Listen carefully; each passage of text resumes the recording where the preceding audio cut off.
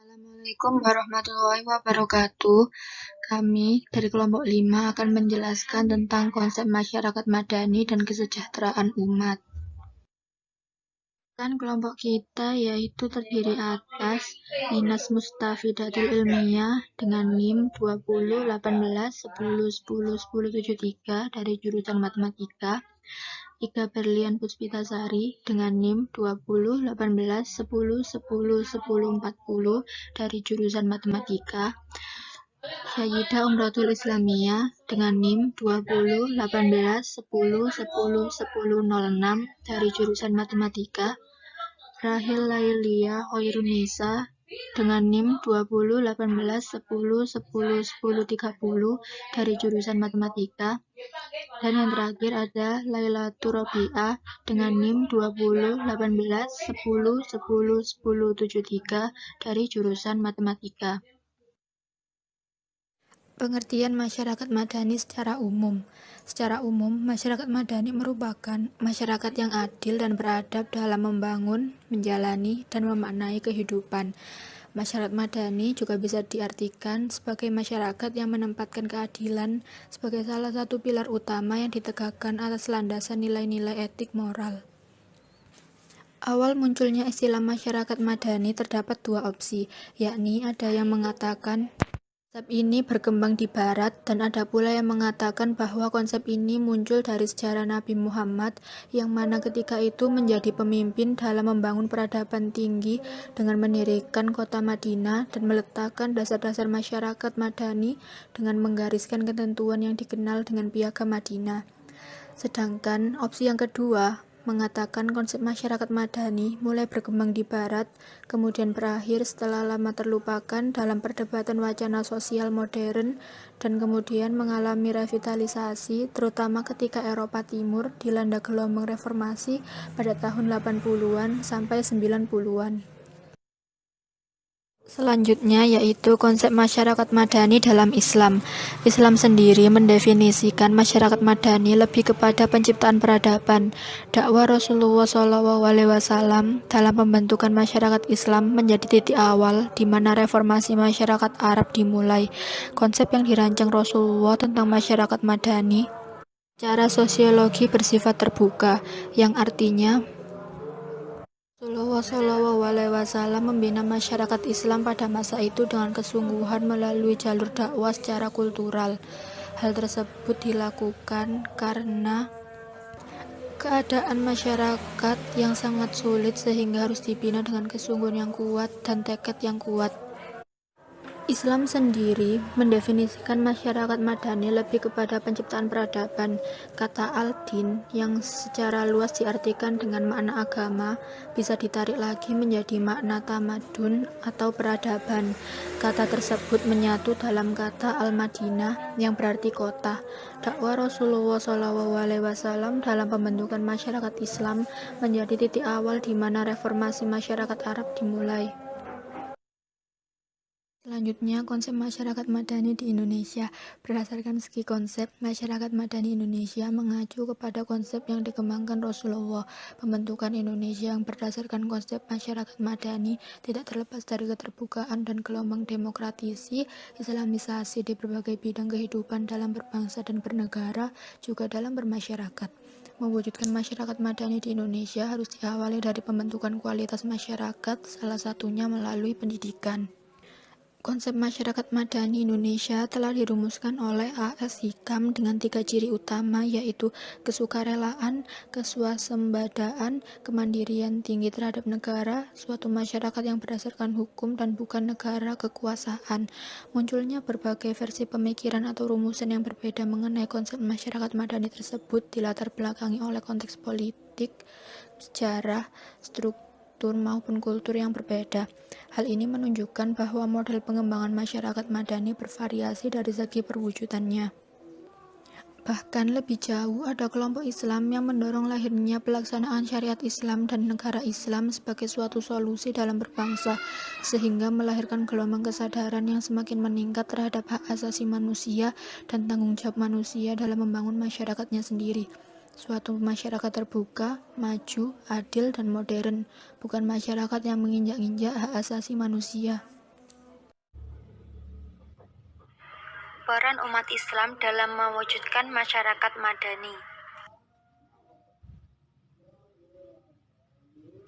Allah Subhanahu wa Ta'ala memberikan gambaran dari masyarakat madani melalui firman-Nya dalam Quran surat Saba ayat 15 yang artinya, sesungguhnya bagi kaum Saba ada tanda kekuasaan Tuhan di tempat kediaman mereka, yaitu 2 buah kebun di sebelah kanan dan di sebelah kiri. Kepada mereka dikatakan, makanlah olehmu dari rezeki yang dianugerahkan Tuhanmu dan bersyukurlah kamu kepadanya. Negerimu adalah negeri yang baik dan Tuhanmu adalah Tuhan yang Maha Pengampun. Quran Surat Saba ayat 15. Peran umat Islam dalam mewujudkan masyarakat madani, yang pertama dalam bidang pendidikan.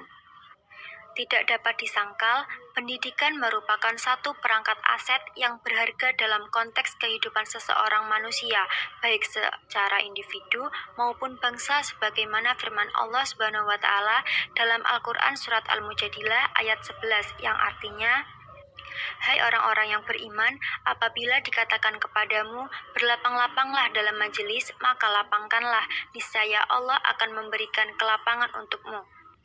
Dan apabila dikatakan berdirilah kamu, maka berdirilah, niscaya Allah akan meninggikan orang-orang yang beriman di antaramu, dan orang-orang yang diberi ilmu pengetahuan beberapa derajat. Dan Allah Maha mengetahui apa yang kamu kerjakan. Quran Surat Al-Mujadilah ayat 11. Pendidikan yang perlu ditanamkan sejak dini adalah pendidikan akhlak.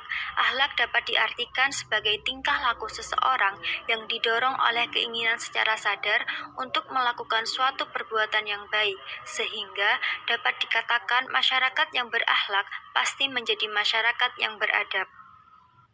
Oleh karena itu, peran umat Islam dalam mewujudkan masyarakat yang beradab atau masyarakat madani dapat dilakukan dengan cara meningkatkan sumber daya manusia melalui pendidikan.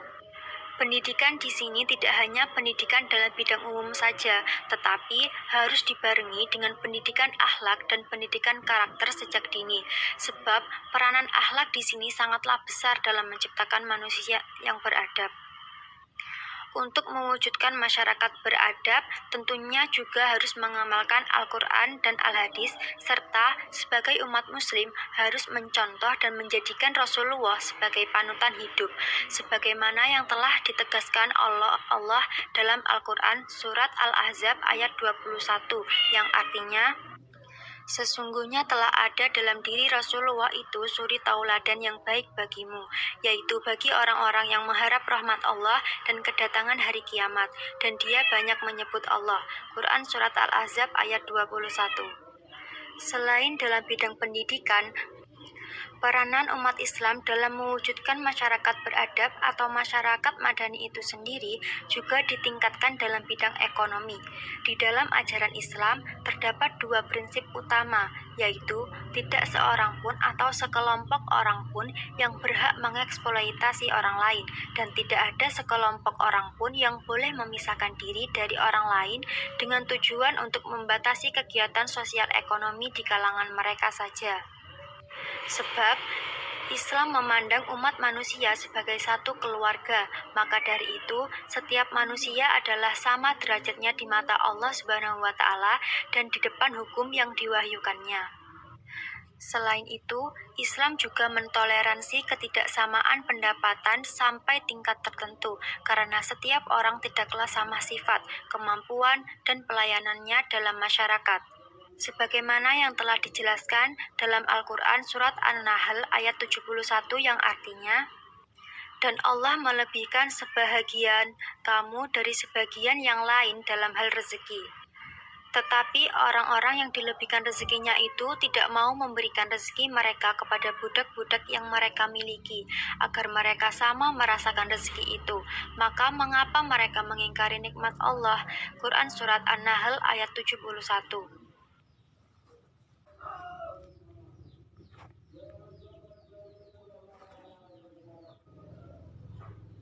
Selain pada bidang pendidikan dan bidang ekonomi, ada beberapa contoh lagi peranan umat Islam dalam mewujudkan masyarakat madani. Yang pertama yaitu melakukan pembenahan ke dalam tubuh umat Islam untuk menghapus kemiskinan. Yang kedua, menciptakan keadilan sosial dan demokrasi. Yang ketiga, merangsang tumbuhnya para intelektual. Yang keempat, mewujudkan tata sosial politik yang demokratis dan sistem ekonomi yang adil. Yang kelima, sebagai pengembangan masyarakat melalui upaya peningkatan pendapatan dan pendidikan rakyat. Yang keenam, sebagai advokasi bagi masyarakat yang teraniaya atau tidak berdaya membela hak-hak dan kepentingan mereka, atau masyarakat yang terkena pengangguran, kelompok buruh, TKI, TKW yang digaji atau di-PHK secara sepihak, disiksa, bahkan dibunuh oleh majikannya dan lain sebagainya. Yang ketujuh, sebagai kontrol terhadap negara. Dan yang terakhir, menjadi kelompok kepentingan atau interest group atau kelompok penekan atau pressure group dalam rangka menegakkan kebenaran dan keadilan.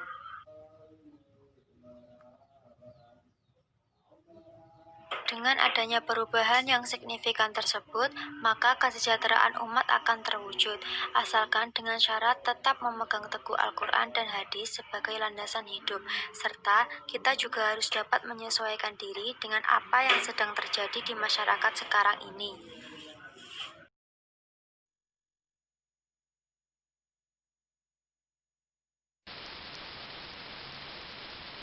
Sistem ekonomi Islam dan kesejahteraan umat.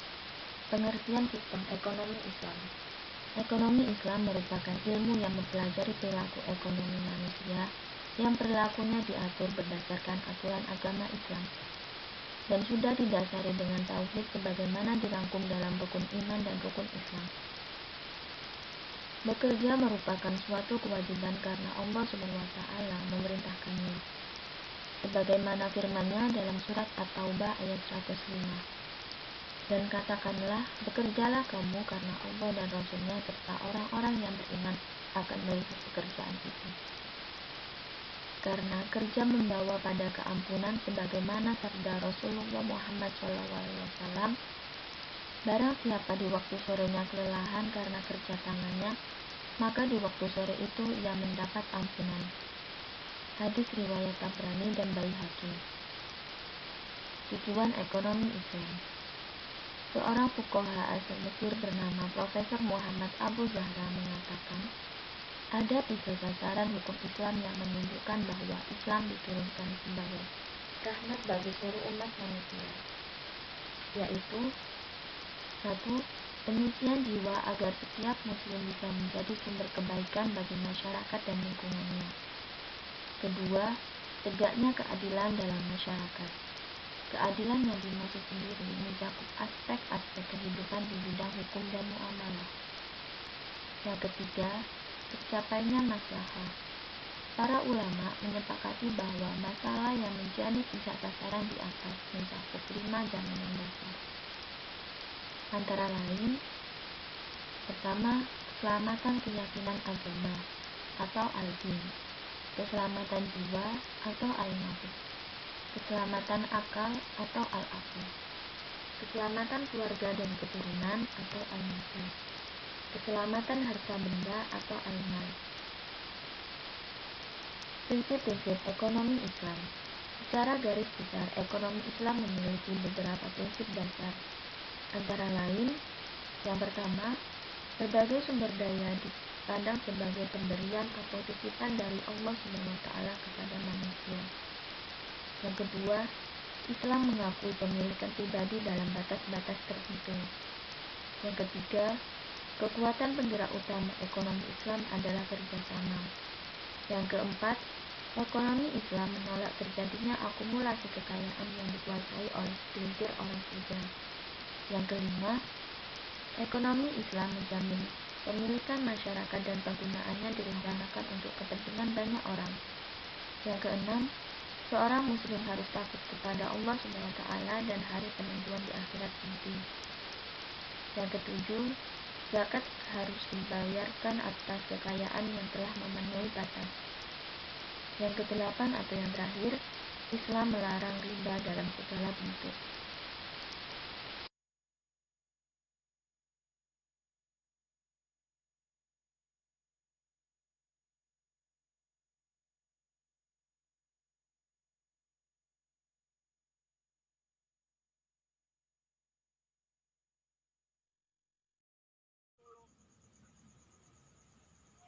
Manajemen zakat. Pengertian zakat ialah memberikan harta yang telah mencapai nisab dan haul kepada orang yang berhak menerimanya dengan syarat-syarat tertentu. Nisab adalah ukuran tertentu dari harta yang dimiliki yang mewajibkan dikeluarkannya zakat. Sedangkan haul adalah berjalan genap 1 tahun. Orang yang wajib berzakat disebut muzaki, dan orang yang berhak menerima zakat disebut mustahik. Dasar hukum manajemen zakat. Yang pertama, Quran Surat Al-Baqarah ayat 110. Yang kedua, Quran Surat At-Taubah ayat 60.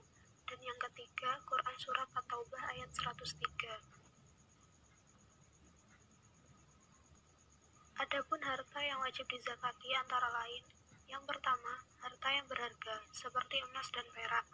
Yang kedua, hasil tanaman dan tumbuh-tumbuhan. Yang ketiga, binatang ternak. Yang keempat, harta perdagangan. Dan yang kelima, harta galian. 8 golongan yang berhak menerima zakat. Yang pertama, fakir. Fakir adalah orang yang tidak memiliki mata pencaharian atau penghasilan. Fakir tidak memiliki penghasilan sama sekali dan tidak memiliki cara untuk memenuhi kebutuhannya. Yang kedua, miskin. Miskin adalah orang yang memiliki pencaharian atau penghasilan tetapi masih memerlukan bantuan. Yang ketiga, amil. Amil adalah pengelola zakat. Pengelola zakat berhak mendapatkan sebagian dari zakat sebagai upah dan dana operasional, namun perlu diingat bahwa jatah amil harus dalam batas sewajarnya, karena fungsi utama zakat adalah membantu mereka yang benar-benar memerlukan. Yang keempat, mu'alaf. Mu'alaf adalah orang yang baru masuk Islam. Orang mu'alaf seringkali dikucilkan oleh keluarga atau lingkungan asalnya. Karena itu, kita perlu membantu dengan zakat untuk meringankan beban mereka dan membantunya. Yang kelima, rikob. Rikob adalah memerdekakan budak. Orang yang menjadi budak dapat menggunakan bantuan zakat untuk memerdekakan dirinya. Yang keenam, gorim. Gorim adalah orang yang berhutang. Orang yang berhutang dapat menerima sebagian zakat untuk meringankan bebannya dan membantu mencicil atau melunasi hutang tersebut. Yang ketujuh, fisabilillah. Fisabilillah adalah orang yang memiliki keperluan di dalam agama. Kegiatan fisabilillah misalnya adalah perang membela wilayah Islam yang diserang. Namun bisa juga kepada mereka yang membela agama dengan pena atau yang berdakwah menyebarkan agama Islam. Yang kedelapan, Ibnu Sabil. Ibnu Sabil adalah orang yang dalam perjalanan untuk kepentingan sesuai ajaran agama. Misalnya adalah seorang musafir yang sedang bepergian tetapi kehabisan bekal, asalkan tujuan perjalanan bukan sesuatu yang dilarang agama. Termasuk juga pelajar atau mahasiswa yang tidak memiliki uang untuk melanjutkan belajarnya. Manajemen pengelolaan zakat produktif. Untuk membantu penyaluran zakat, pemerintah membentuk Badan Amil Zakat Nasional atau Basnas. Ada beberapa prinsip dalam pengelolaan zakat. Yang pertama, pengelolaan harus berlandaskan Al-Quran dan As-Sunnah. Yang kedua, keterbukaan. Yang ketiga, menggunakan manajemen dan administrasi modern. Yang keempat, Badan Amil Zakat dan Lembaga Amil Zakat harus mengelola zakat dengan sebaik-baiknya. Dalam mengelola zakat, amil harus mengerti tujuan pengelolaan zakat, yaitu yang pertama, mengangkat harkat dan martabat fakir miskin dan membantunya keluar dari kesulitan dan penderitaan. Yang kedua, membantu pemecahan masalah yang dihadapi oleh para mustahik. Yang ketiga, menjembatani antara yang kaya dan yang miskin dalam suatu masyarakat. Yang keempat, meningkatkan syiar Islam. Yang kelima, mengangkat harkat dan martabat bangsa dan negara. Yang keenam, mewujudkan kesejahteraan dan keadilan sosial dalam masyarakat. Hikmah ibadah zakat. Bagi muzaki, mendidik jiwa manusia untuk suka berkorban, membersihkan jiwa dari sifat kikir, sombong, dan angkuh. Bagi mustahik, zakat memberikan harapan akan adanya perubahan nasib dan sekaligus menghilangkan sifat iri, dengki, dan suudzon terhadap orang-orang kaya. Sedangkan bagi masyarakat muslim, akan terdapat pemerataan pendapatan dan pemilikan harta di kalangan umat Islam. Wakaf. Pengertian wakaf berasal dari kata waqafa yaqifu dan waqfan, yang artinya berhenti, berdiam, menahan atau berdiam di tempat. Kata waqafa dalam bahasa Arab adalah sinonim dari kata habasa, yahbisu dan habsan, yang artinya menahan. Wakaf menurut ulama fikih. Menurut mazhab Hanafi, wakaf adalah menahan benda wakif dan menyedekahkan manfaatnya untuk kebaikan. Menurut mazhab Maliki, wakaf adalah menjadikan manfaat harta wakif baik berupa sewa dan diberikan kepada yang berhak dalam jangka waktu sesuai kehendak wakif. Menurut mazhab Syafi'i, wakaf adalah menahan harta yang dapat diambil manfaatnya dengan tetap, utuhnya barang, dan barang tersebut hilang kepemilikannya dari wakif. Dasar hukum wakaf terdapat dalam surat Al-Imran ayat 92, yang artinya, kamu sekali-kali tidak sampai kepada kebajikan yang sempurna sebelum kamu menafkahkan sebagian harta yang kamu cintai dan apa saja yang kamu nafkahkan, maka sesungguhnya Allah mengetahuinya. Dalam surat Al-Baqarah ayat 267, yang artinya, wahai orang-orang yang beriman, infakkanlah sebagian dari hasil usahamu yang baik-baik dan sebagian dari apa yang kami keluarkan dari bumi untukmu. Janganlah kamu memilih yang buruk untuk kamu keluarkan, padahal kamu sendiri tidak mau mengambilnya, melainkan dengan memicingkan mata enggan terhadapnya. Dari surat tersebut dapat disimpulkan bahwa jika kita sudah mampu untuk mewakafkan sebagian harta kita, maka lakukanlah, dan jangan mewakafkan barang yang sudah tidak layak untuk orang lain. Wakaf memiliki rukun dan syarat tertentu. Rukun wakaf ada 4. 1. Adanya wakif atau orang yang berwakaf. 2. Mauquf alaih atau orang yang menerima wakaf. 3. Mauquf atau benda yang diwakafkan. 4. Sirat atau penyataan wakif untuk mewakafkan. Sedangkan syarat-syarat wakaf dibagi menjadi 4. Yang pertama yaitu syarat wakif atau orang yang mewakafkan disyaratkan cakap bertindak dalam membelanjakan hartanya. Kecakapan bertindaknya meliputi 1. Merdeka, 2. Berakal, 3. Dewasa, 4. Tidak di bawah pengampuan. 2. Syarat mauquf bih atau benda yang diwakafkan dipandang sah apabila memenuhi syarat berikut. 1. Benda tersebut memiliki nilai. 2. Benda bergerak atau tetap yang dibenarkan untuk diwakafkan. 3. Benda harus diketahui ketika diwakafkan. 4. Benda tersebut milik si wakif. 3. Syarat mauquf alaih atau orang atau badan hukum yang berhak menerima wakaf memiliki syarat sebagai berikut. 1. Harus dinyatakan secara tegas pada waktu mengikrarkan wakaf kepada siapa dan apa tujuan wakaf.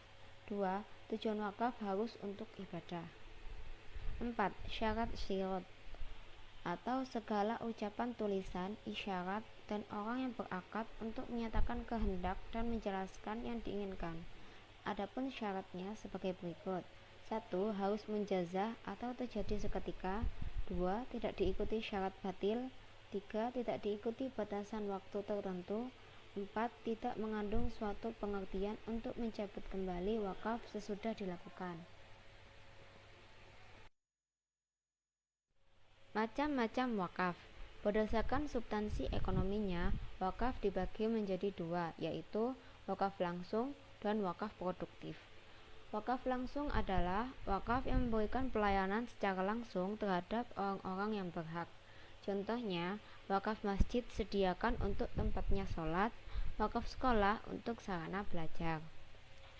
2. Wakaf produktif adalah wakaf harta yang digunakan untuk kepentingan produksi, baik di bidang pertanian, perindustrian, perdagangan, dan jasa yang manfaatnya bukan dari benda secara langsung, melainkan dari keuntungan bersih hasil pengembangan wakaf yang diberikan kepada orang-orang yang berhak sesuai dengan tujuan wakaf.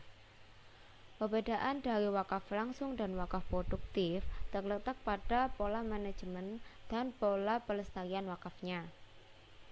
Wakaf langsung membutuhkan biaya perawatan yang diperoleh di luar benda wakaf, karena wakaf jenis ini tidak menghasilkan. Sebaliknya, wakaf produktif biaya perawatan diperoleh dari hasil pengelolaan benda wakaf dan selebihnya untuk kepentingan umat sesuai tujuan wakaf. Dalam pewakafan, pengelola wakaf atau nazir sangat membutuhkan manajemen dalam menjalankan tugasnya. Manajemen ini digunakan untuk mengatur kegiatan pengelolaan wakaf, menghimpun wakaf uang, dan menjaga hubungan baik antara nazir, wakif, dan masyarakat. Untuk itu, nazir harus menguasai prinsip-prinsip manajemen yang meliputi: pertama, tahapan fungsi manajemen. Untuk mencapai tahap ini, nazir harus menguasai 4 aspek, yaitu perencanaan, pengorganisasian, pengarahan, dan pengawasan. Kedua, manajemen fundraising. Untuk dapat mencapai target yang diinginkan, maka rencana program kerja hendaknya disusun secara rinci dengan menggunakan strategi. Ketiga, manajemen pengembangan. Pengembangan ekonomi umat menjadi tujuan utama wakaf dalam mewujudkan kemaslahatan dan kesejahteraan masyarakat secara kontinu, sehingga pengembangan wakaf produktif sebagai sumber modal usaha tidaklah melawan hukum syariat. Keempat, manajemen pemanfaatan.